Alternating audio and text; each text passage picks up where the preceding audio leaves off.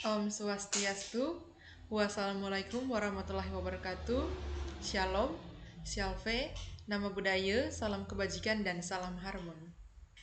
Perkenalkan, nama saya Maria Hendrawati Mulyani dengan NIM 2511 011010.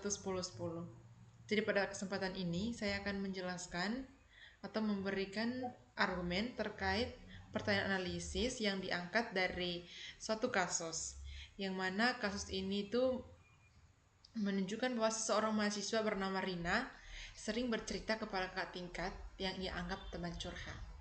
Namun, Rina mulai merasa ceritanya disebarkan dan kini ia tidak percaya lagi kepada siapapun. Ia bertanya, apa sih bedanya curhat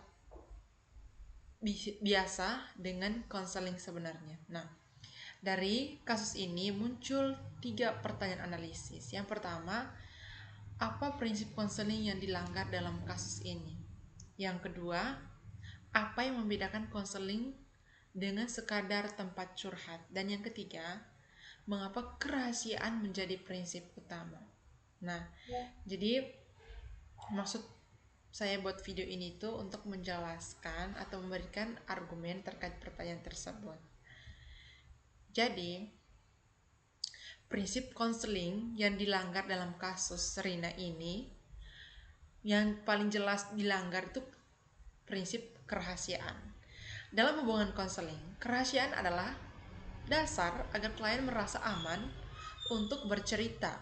Ketika cerita Rina justru disebarkan, itu menunjukkan bahwa pihak yang mendengarkan tidak memahami tanggung jawab untuk menjaga privasi orang lain.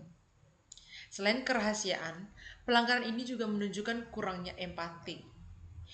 Jika seseorang benar-benar memahami perasaan orang yang sedang bercerita, ia tidak akan membagikan kisah itu kepada orang lain.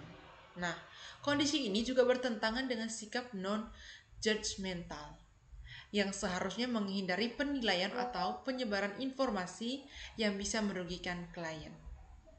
Jadi, meskipun kakak tingkat tersebut bukan konselor profesional, perilakunya sudah bertentangan dengan prinsip dasar relasi konseling.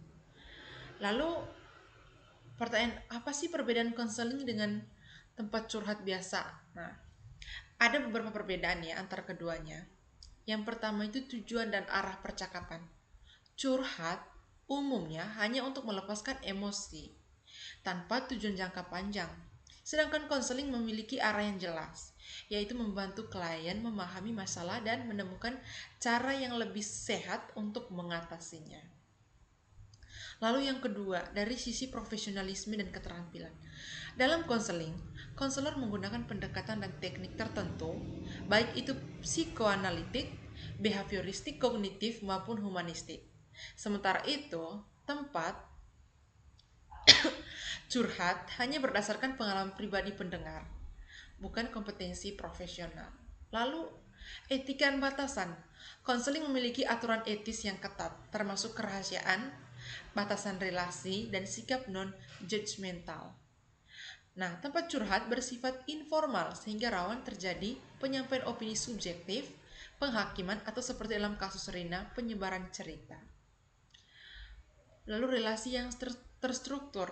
Hubungan konselor dan klien bukan hubungan pertemanan, melainkan hubungan profesional yang memastikan klien menjadi pusat perhatian.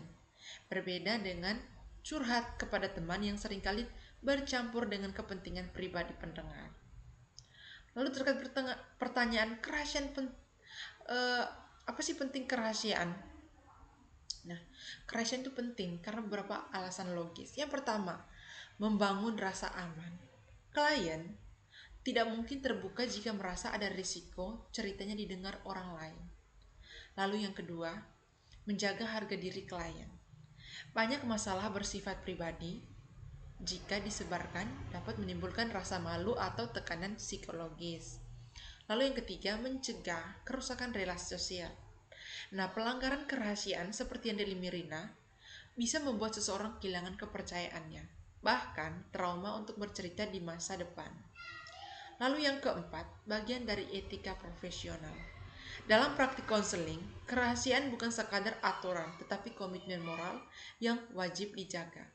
Dengan kata lain, tanpa kerahasiaan, hubungan konseling tidak bisa berjalan efektif karena klien tidak akan berani membuka diri secara jujur. Baik, itu saja yang dapat saya sampaikan pada kesempatan ini. Terima kasih atas perhatiannya. Saya sadar akan kesalahan dan kekurangan yang telah saya buat selama video ini berlangsung. Dan saya tutup dengan Paramasanti Om Santi Santi Santi Om. Wassalamualaikum warahmatullahi wabarakatuh. Shalom, Shalve, nama budaya, salam kebajikan, dan salam harmoni.